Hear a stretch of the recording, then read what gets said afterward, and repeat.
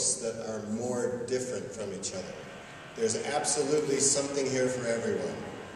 If you want a graphic novel about getting almost killed by your dad, we got that. We got kissing, lots of kissing. I think that's important.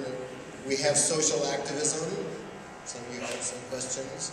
We got everything you need. Charles and Emma Darwin, if you need that.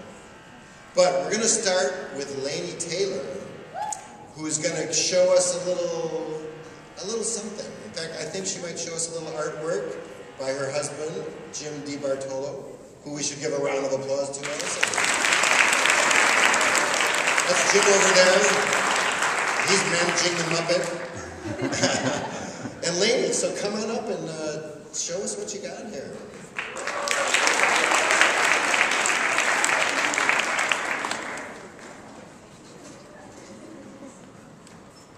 Thank you, John. So exciting to be here. It's so exciting to be here that I'm going to take a picture of you guys first. So smile. Okay, wait, one more. Can't quite get everybody in one shot, but that's okay. So yes, my book is the lots of kissing portion of this, something for everybody. And the book is Lips Touch, and it's not just about kissing, it's more about kisses that have supernatural consequences for the kissers' souls. And there are 3 different stories, and like John said, they are illustrated by my husband Jim. And it's not just that the illustrations are decorations for the text, they tell a story before the story begins, that then begins to make more sense once you've read the story. So I'm going to show you a little bit of the art, and then I'm going to read to you a little bit from one of the stories. So there's the cover of the book, with the very exciting National Book Award seal on it, which is about the first time we've seen it on there, so that's really cool. So there's 3 different stories. This is from the last one. Another thing we were excited about was that the publisher did 2 colors in this book, which you don't see all that often, and we just think it looks so beautiful. This is from Goblin Fruit, which I'm going to be reading to you about. Goblin Fruit is a takeoff on a poem written in the 1800s by Christina Rossetti, and it's a story of 2 sisters who, when they're out walking through the woods one day, they come across the goblin men who sell this magical fruit, and one sister knows that fruit can be no good, and the other sister lets herself get tempted, and she eats the fruit. And basically, once you eat the goblin's fruit, it's like a drug. It's all you want, and you'll never be able to have it again. You'll never be able to find the goblin men again. You'll wither away wanting that fruit until you die. So in the poem, her sister has to find a way to save her. So what my story, Goblin Fruit, is about is it's a modern day version. It's as if another girl who's the granddaughter of the sister who saved the other sister. It's what would it take nowadays? You know, I think goblin men would need a little bit more than a beautiful pear to tempt a girl to sell her soul. So that's what Goblin Fruit's about, and that's what I'm going to read to you. This is also Goblin Fruit, and this is the one sister's wasting away dying, and this is before the older sister figures out a way to save her. There she is facing off the goblins that aren't so cuddly looking anymore. And here's when she comes back from her encounter with them and saves her sister. This is a close-up of one of the goblins.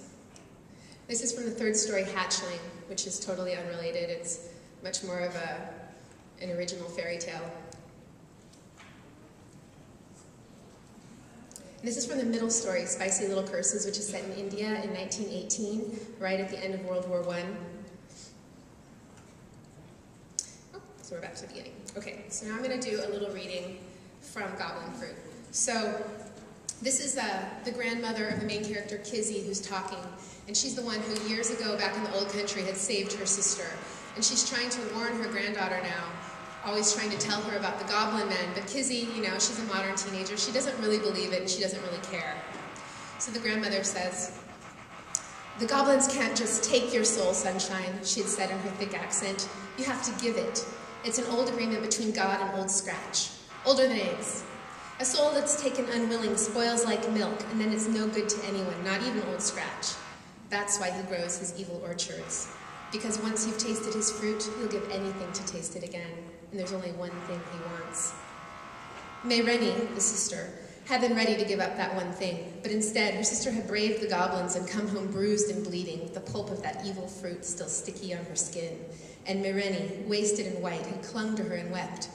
She had kissed her and tasted that juice on her skin, the juice she was supposed to give her soul for, tasted for free from her sister's skin, and the spell had been broken.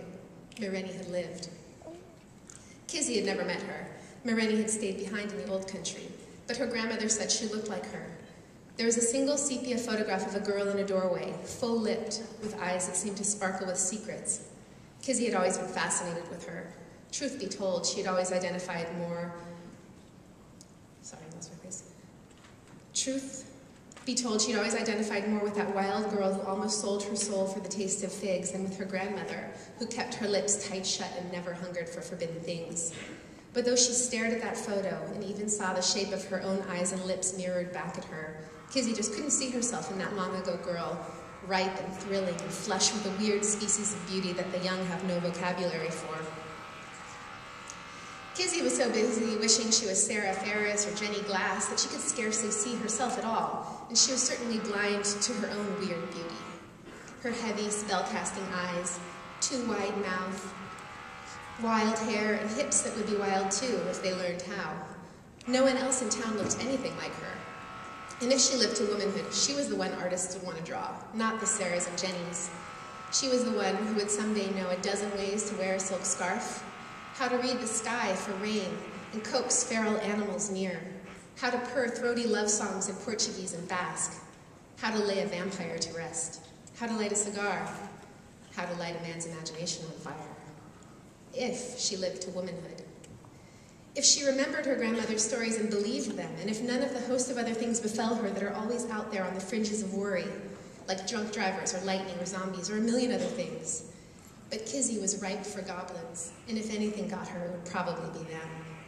Already one had tracked the perfume of her longing past the surly billy goat to peer in her bedroom window. Already it was studying her every move and perfecting its disguise. Then chapter 2 starts. On Monday, there was a new boy in Kizzy's school. Yum, said Evie weakly. Be praised, O lords of boy flesh. We thank thee for thy bounty, whispered Cactus. Amen, said Kizzy, staring.